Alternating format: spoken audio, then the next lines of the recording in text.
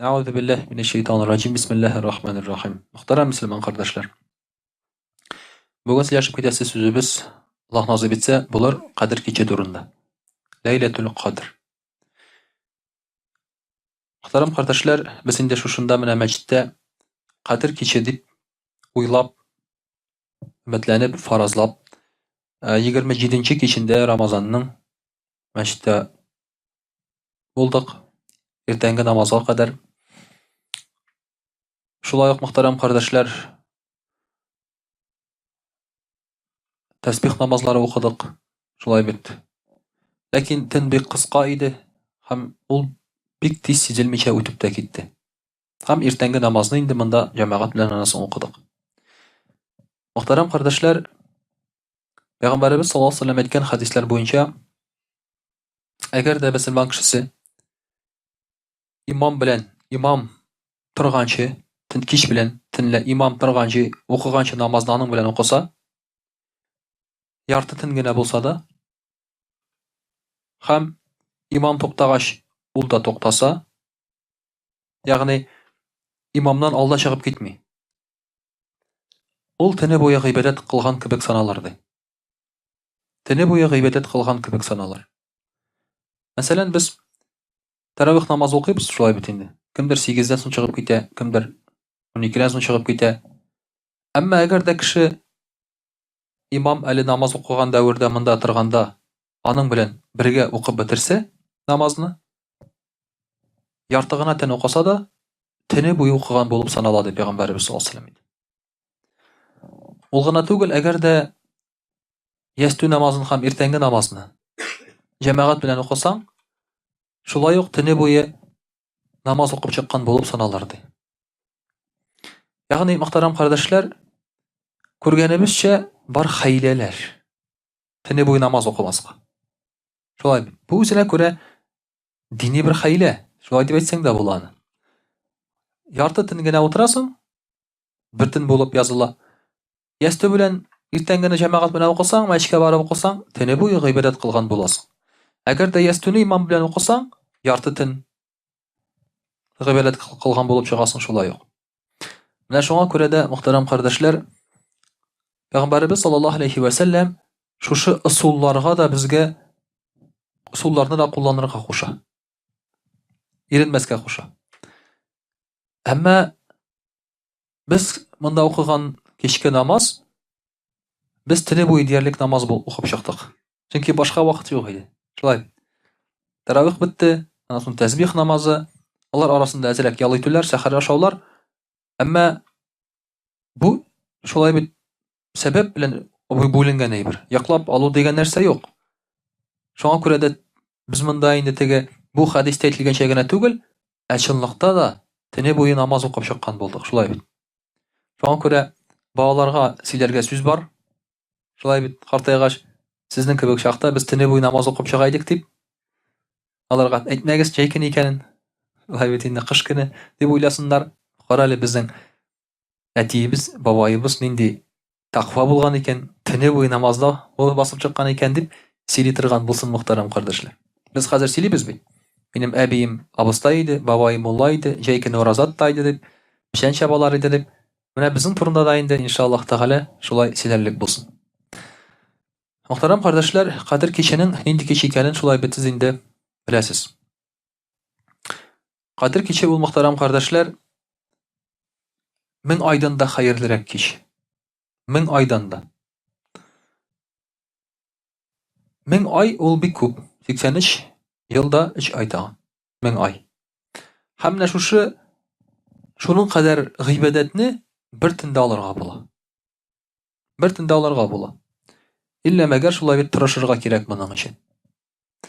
Бу кичне безгә Пәйгамбәрбез саллаллаһу алейһи ва сәлләм Аллаһ Тәгалә дә хәбәр итмәде кайчан буласын. Чөнки әгәр дә хәбәр ителсә, ул бик җайлы булыр иде. Кеше берәрсә эшләмәс иде. Шулай бит, ел буе тик ятасың да, аннан соң бер көн гыйбадәт кылып аласың да, аласың шулай бит, оптым гына аласың аннан соң. Алай гына булмый. Шулай бит инде. Шуңа күрә дә бу Кадер кичә турында мәгълүмат бездән яшерелде. Хәтта кайбер галимнәр әйтә, Кадер кичә булырга мөмкин Рамазан аенда гына түгел, елның теләсә кайсы көнендә ди. Елның теләсә кайсы көнендә ди. Без беләбез ки, төнлә кылган гыйбадәтләр, алар аеруча саваплы. Иң хәерле намаз фарыз намазларыннан кала, сөннәт намазларыннан кала, ул тәһаҗҗүд намазы. Иң саваплысы һәм иң хәерлесе шул. Чөнки ул кылына бөтен кеше йоклаганда. Син уяу. Бөтен кеше дә ял итә, кәеф сафа кыра, йоклый, йокысын туйдыра, иртәгә эшкә барасы бар ди. Ә син йокыңны калдырып намазга басасың. Ул гына түгел, мөхтәрәм кардәшләр, син иртәгесе буласы эшеңне дә инде уйлыйсың. Бу ярар. Мин инде йокы туймас, ничек тә булса эшләп чыгармын әле дисең.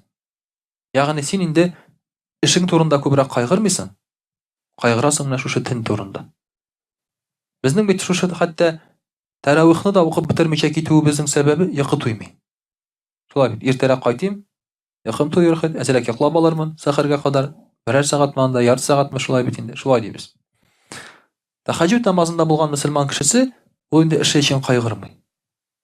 Ул кайгыра менә шушы намазын укып чыгарга, шулай бит инде Аллаһ Тәгаләдән савап алырга. Дөнья эше әлбәттә ул да кирәк. Әмма кирәк шулай бит ахиретнеке дә. Намазда.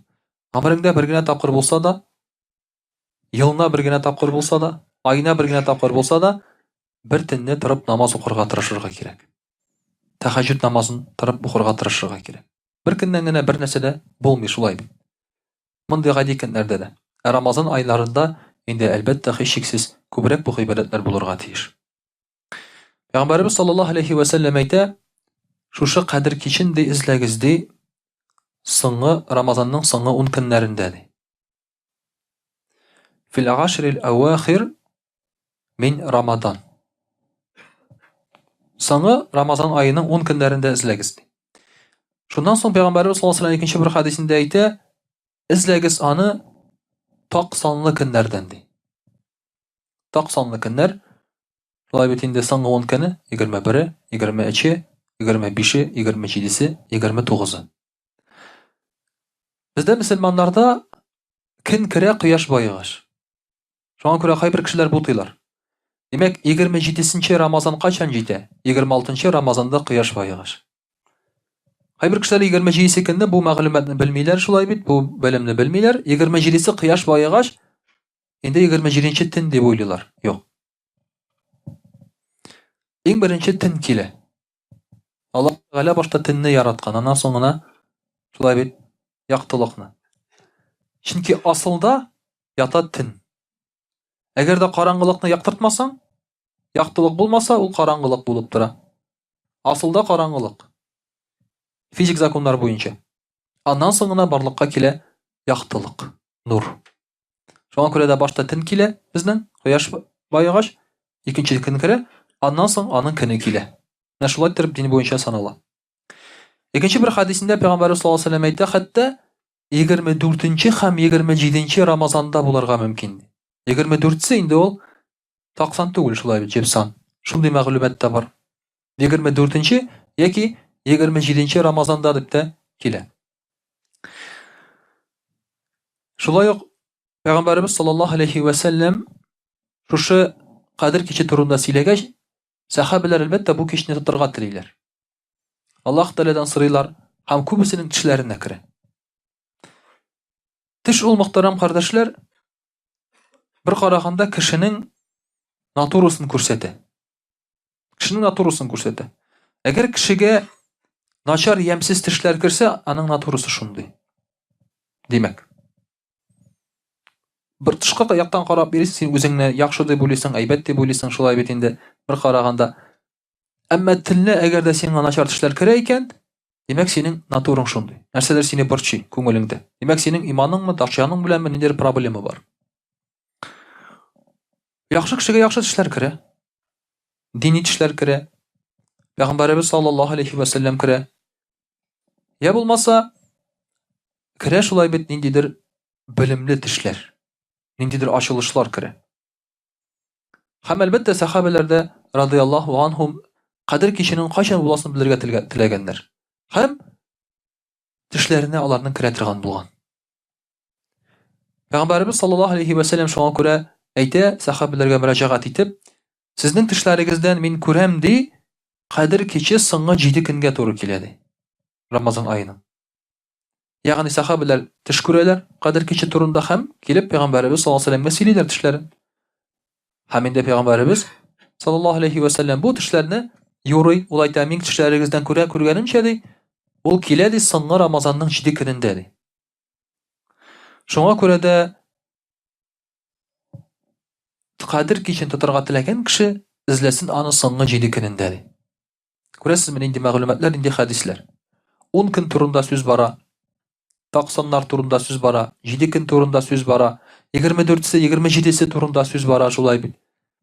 Ягъни бер генә җирдә дә менә шушы вакытта була дип әйтелмәгән. Ләкин бөтен хәдисләрне җыеп карасаң, соңгы 10 көне турында күбрәк сөйләнелә. Шуңа күрә дә инде Кадер кичен соңгы 10 көнендә Рамазанның көтсәң, һәрбер төнендә зыянлы булмый. Пәйгамбәрбез саллаллаһу алейхи ва саллям шуңа күрә үзе дә Рамазанның соңгы 10 көне кергәч, игътикафка кереп, мәчеттә була торган булган. Дөнья эшләрен калдырып торып, дөнья мәшәкатьләрен калдырып торып, гаиләсен калдырып торып, мәчеткә игътикафка керә торган булган. Шулай ук мөхтәрәм кардашлар, икенче бер хадисендә Пәйгамбәрбез саллаллаһу алейхи ва саллям әйтә, иртә белән Кадер киченнән соң ди, кояш ди нурларсыз чыгар ди. Ягъни төнлә тулы ай кебек кызыл шул килеш ялтырап кына чыгар ди. Нурлары булмый, карап була кояшка. Яктыртып чыкмый. Шулай. Бу бик сирәк була торган әйбер, гадәттә иртә белән кояш чыга башлаганда гына күренеп ала да шулай бит. Нурлары таралгач, кояш үзе күренми, яктылык кына була анда горизонтта. Анда карап булмый. А монда кояш күренеп чыга ди. Ниндидер бер шулай бит түгәрәк бер диск кебек ди. Ул күтәрелмичә ди, шушы горизонттан күтәрелгәнче тас кебек булыр. Ягъни бер табак кебек булыр, түгәрәк булып торыр ди шушы горизонтта ди. Димәк, бу Кадер киченең шулай бит бер билгесе. Шулай ук Пәйгамбәрбез саллаллаһу алейхи ва саллям әйтә, Кадер киче ди якты була ди. Салкын да булмый, иссе дә булмый ди. Салкын да булмый, иссе дә булмый ди. Мөхтәрәм кардашлар, кайбер кичтә иссе була. Берку, душно. Кайбер кичләр. Урамга чыгасың, һава җитмәгән кебек. А кайбер кичләр салкын була. Киндис иссе булса да, кич салкын булырга мөмкин. Бу табигать шундый хикмәтле әйбер. Шулай бит, Аллаһ Тәгалә шулай киләгән. Бер көнгә ашамый, бер көнгә ашамый. Кай вакытта кояш булса да салкын, кай вакытта кояш булмыйча да иссе. Шундый хикмәт. Кадер киче ди, салкын да булмас, иссе дә булмас ди. Шундый була бит матур кичләр.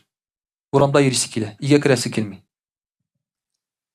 Теге хатыннан куркып түгел, шулай бит. А просто өйгә керәсе килми.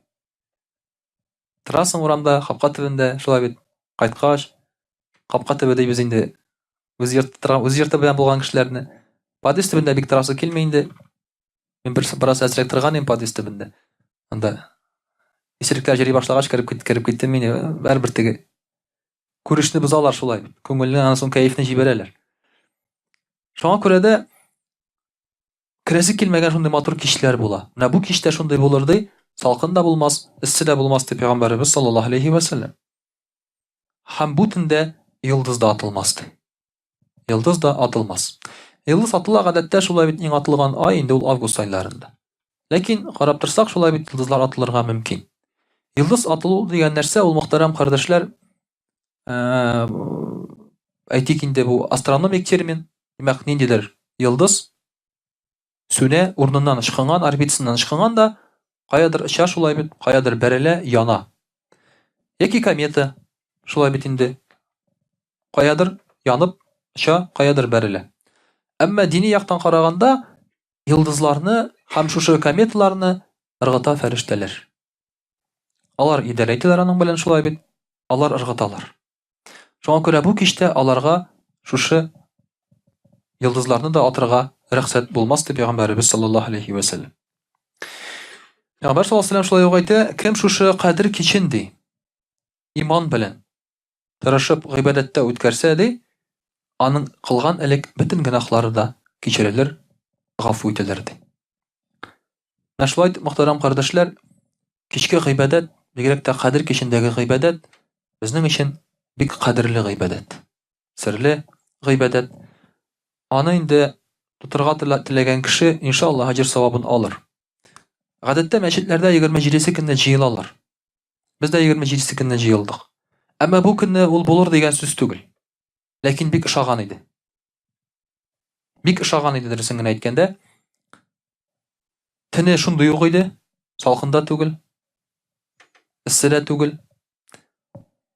Этләр өрмидер, шундый тыныч төн иде. Кояш чыкканын караулап утырдым. Томан күтәрелде. Ләкин ул томан яхшы билге. Чөнки томан арасыннан кояш нәкъ шулай ук тас кебек чыга. Нурларын аның каплый ул.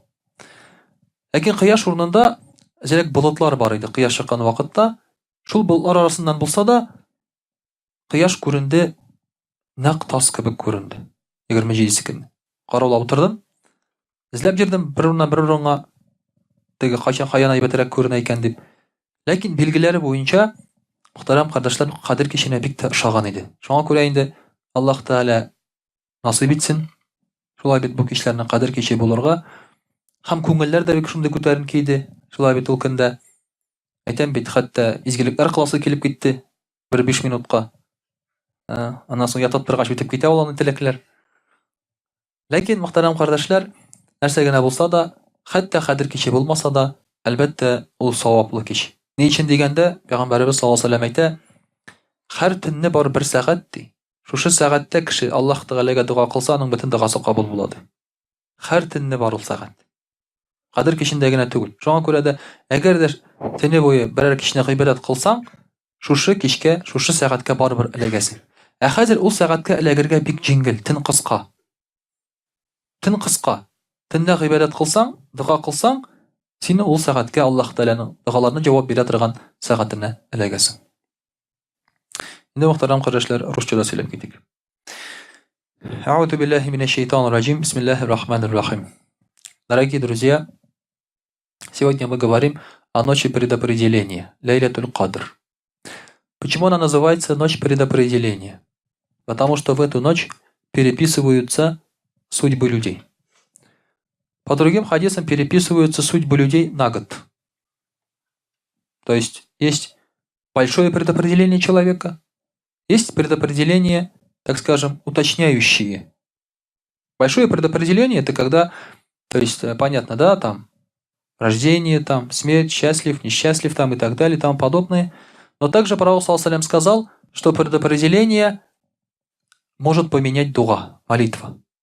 Поэтому ничего в этом противоестественного, противоречивого акиде нет, что переписывается предопределение. Когда меня спрашивают, хазрат, вот пророк саллаллаху алейхи ва саллям сказал, что дуга меняет предопределение. А разве, говорит, это правильно? Предопределение же как может поменяться? Я говорю, это дуга тоже предопределение. Это дуга тоже предопределение. И все. В этом нет проблемы. Если кто-то говорит, что в Лейлатуль Кадр переписывается предопределение, значит, это тоже предопределено.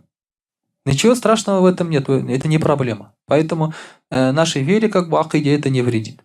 И поэтому она так и называется ночь предопределения. Поэтому многие, даже не читающие люди намаз, в эту ночь делают дуга, ну, как они говорят, загадывают желание, как они говорят, да? Почему? Потому что хотят изменить свою судьбу.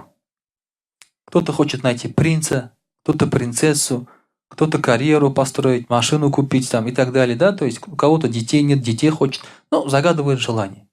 Потому что каждый хочет изменить свою судьбу. Сейчас вообще люди модно этим заниматься, да, там поменять карму, там судьбу поменять, там всякие на запястье всякие завязывать вещи, да. Иногда приходишь в какие-нибудь города, там страны, там есть достопримечательности, там где-то что-то надо потереть, где-то надо что-то бросить, там, да, как это назвать, даже не знаю, мечетью или церковью Айя София, да, в Турции там есть на стене дырка, туда надо совать палец, и вот так провернуть. Вот так вот. Сделать 360 градусов. Если ты так сделаешь, то все, у тебя исполнится желание. Это место, естественно, блестит. Да, туда все суют палец и прокручивают. Все как полагается, как говорится. Не знаю, исполняется или нет. Но тем не менее люди стараются изменить свою жизнь, свою судьбу. И у нас, у мусульман, это есть более действенный метод. Да? Ничего крутить, вертеть, гладить не надо. Достаточно поймать ночь предопределения, провести эту ночь в поклонении. Ну и, соответственно, когда ты проводишь эту ночь в поклонении, в твою книгу так и будет записано. Всю ночь молился. А когда человек, если всю ночь молился, какая у него может быть судьба от Аллаха? Естественно, хорошая. Дорогие друзья, ночь предопределения дана только мусульманам. Других народов ночи предопределения не было. Ни у христиан, ни у иудеев, ни у буддистов, ни у кого такого нет. Да и вообще у них записывается одно благое дело, одно вознаграждение. У нас автоматически 10 записывается. С чем это связано? Пророк, саллаллаху алейхи вассалям, пророку, саллаллаху алейхи, точнее, было показана жизнь его уммы. И он опечалился, что она очень коротка, эта жизнь. Что люди так мало будут поклоняться. Если бы пророку, саллаллаху алейхи, сообщили о татарах, да, которые вообще молятся только в старости, на пенсии, да, он бы, наверное, сказал, еще больше пожелал бы, чтобы у нас была жизнь, да, или пенсии, чтобы дольше была. Чтобы человек работал 10 лет, 50 лет потом на пенсии его. Ну, чтобы молиться, да. Но у нас по-другому. Мы так хитро делаем, да, до пенсии у нас жизнь интересная, потом это уже не жизнь, это можно посвятить и исламу, и религии. Аллаху можно посвятить эту старость, больную, старую, незрячую, глухую. Пусть Аллах забирает такую вещь, да? Ему посвятим. Это наш, так скажем, наш менталитет. Боремся с этим потихоньку, Аллах ашкар, уже какие-то результаты есть. Поэтому у нас, наверное, сейчас вот здесь сидят молодые, да? Сидят молодые люди. Даже когда приходишь в маджлис, говорят, о, бабай пришел. Не хазрят пришел, бабай пришел, потому что хазрят это все уже бабай должен быть. И вот пророку, саллаллаху алейхи, показали жизнь мусульман. Она была очень короткой. Он действительно, пророк, саллаллаху алейхи, сказал, моя умма проживет между 60 и 70 годами. Все. Мечтать о 150-200 не надо. Это не будет этого. Это фантастика. Надо сказать этим биологам, генетикам, чтобы это деньги не тратили. Все равно этого не будет. И также пророк, саллаллаху алейхи, ему было сообщено о человеке по имени Шамгун Гази. Он был из Бани Исраиль, иудей. Он, дорогие друзья, 1000 дней сражался на пути Аллаха с мечом. Точнее, не 1000 дней, а 1000, я скажу, месяцев. 1000 месяцев он сражался на пути Аллаха с мечом. Это 1000 месяцев, это получается 83 года, да?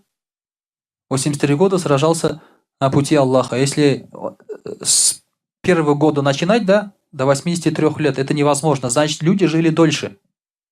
Соответственно, более 100 лет они жили.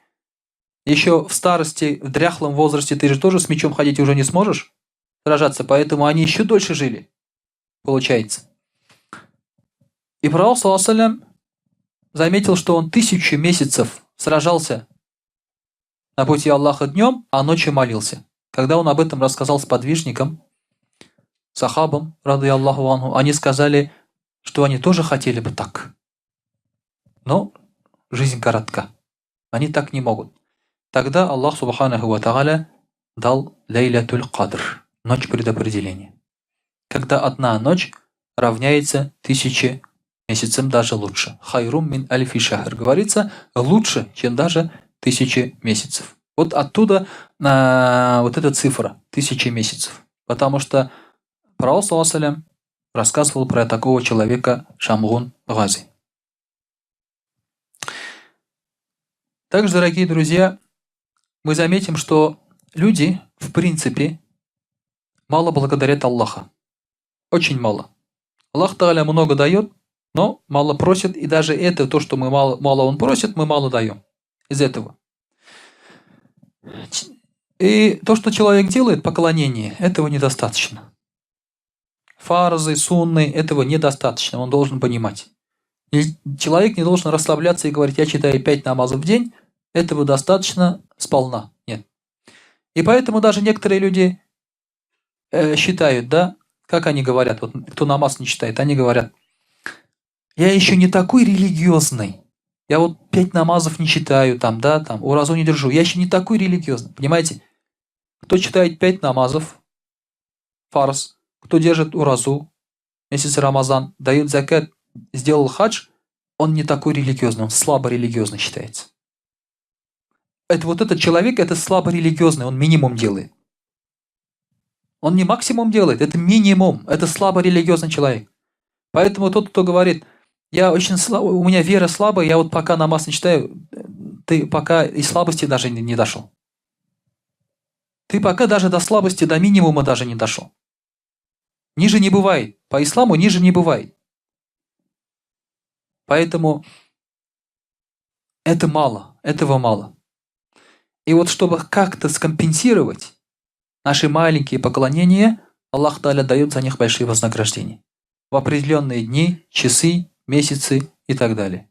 Поэтому существует тут джумга, поэтому существует джамагат намаз, где саваб будет 27 раз больше, чем ты читаешь дома один. То есть ты должен постоянно думать об этой математике. Саваб за то, что ты читаешь тюбетейки больше, за то, что читаешь шапаном больше, за это саваб. Саваб перед тем, как прочитать фарз намаз, берешь тахарат, саваба больше. Во время тахарата чистишь зубы мисваком, да, или пальцем, если нет мисвака. За это тоже саваб больше в намазе. То есть ты каждый раз должен считать вот эти савабы. Представлять себе. Стараться их приумножать. Ну и, соответственно, у нас и так одно благое дело засчитывается как 10. А в месяц Рамазан как 700. И Аллах Тааля еще увеличивает тому, кому пожелает. И плюс еще ночь предопределения. Поэтому мы должны хотя бы искать вот такие дни распродаж, так скажем, да? Также вот, например, вот сидят ребята, которые хотят купить, например, хорошую машину. Что они делают? В Москву едут, правильно? Там дешевле. Правильно же я говорю? Там на 50 тысяч бывает дешевле. Если это какие-то брендовые машины, я знаю, там даже до 500 000 дешевле может быть. Почему бы и нет? Скататься 800 километров, 500 тысяч сэкономить. Хорошие же деньги, правильно? Можно еще одну машину купить жене. Или брелок к этой машине. Вот поэтому это хорошие деньги. Ты же не ленишься, едешь. Если у тебя нет денег на хорошие джинсы, ты ждешь распродажу, правильно там. У меня жена как-то говорит, ну, женщина же. Она говорит, знаешь, говорит, вот в магазине, говорит, под названием сейл, говорит, вещи дешевле. Я говорю, нет такого магазина, это скидка по-английски, говорю. Это распродажа, говорю, по-английски. Это не магазин сейл называется. И действительно, люди ждут вот этих распродаж, потом хвастаются, вот, там, эти джинсы у меня стоят 5000, а я вот за 1000 рублей купил на распродаже, там, и так далее. Эти дни распродаж, гайбадета, поклонение, лайлятуль кадр, вот эти вещи, джамагат намазы, там, и так далее, и так далее, и так далее. Раз ты ищешь земные мирские вещи, в мирских вещах выгоду, надо искать тогда и в поклонениях эту выгоду. А эта выгода есть. Ты можешь потратить столько же сил, но получить больше саваб. Это же лучше, согласитесь, правильно? Вот поэтому Лайлятуль Кадр дает нам такую возможность. Что же происходит в эту ночь? В эту ночь ангелы определяют события, которые произойдут в течение следующего года. То есть, как мы сказали, предопределение переписывается, да? Также спускаются ангелы во главе с Джибраилем, алейхиссалям. Они ходят по земле и приветствуют каждого мусульманина, который находится в намазе в эту ночь. Ну, конечно, мы их не видим, но они приходят и приветствуют. Дают тебе салям. Дают тебе салям. в этой ночи будет тишина, она не будет ни жаркой, ни холодной, и люди будут защищены от зла. Даже когда солнце восходит после этой ночи, как таз, не сияющее солнце, а как таз без лучей, почему так происходит? Шайтану будет запрещено вставать вместе с солнцем в этот день. Мы знаем, что Пророк сказал, солнце восходит между рогов шайтана. Когда солнце выходит, шайтан делает садждя, поэтому в это время нам намаз читать нельзя. И когда солнце заходит, тоже шайтан делает садждя. Поэтому между его рогов, если смотреть сзади, да, заходит солнце или выходит солнце. Поэтому в это время мы не молимся. И вот шайтану будет запрещено в эту ночь делать садждя солнцу и вставать вместе с солнцем. Поэтому солнце выйдет другим, не похожим на другие дни. Также, дорогие друзья, Айша радийаллаху анха сказала, что же, говорит, я должна делать, если застану эту ночь? Что я должна, говорит, сказать, если я застану Лайлятуль Кадр, ночь предопределения? Пророк ﷺ сказал, «Кули, говори, Аллахумма иннака афухун каримун, тухайбуль афуа, фарфу ганни». Говори, говорит, вот это. Если вы обратили внимание, когда мы таравих читаем, когда мы уже здороваемся, мы каждый вечер делаем эту дуа. Каждый вечер делаем вот эту дуа. Эту дуа надо делать побольше и почаще именно в месяц Рамазан. Аллахумма иннака гафуун каримун, тухайбуль афуа, фарфу ганни. Вообще все дуа и молитвы в исламе очень короткие. Что может быть легче этого? Это пара секунд буквально. А как переводится? О Аллах, ты поистине щедрый прощающий и любишь прощение, прости меня. Прости меня. Очень короткая дуа. И если мы будем делать каждую ночь, то, инша Аллах, мы попадем в Лайлятуль Кадр, ночь предопределения. И Аллах примет нашу дуа и простит нам наши грехи.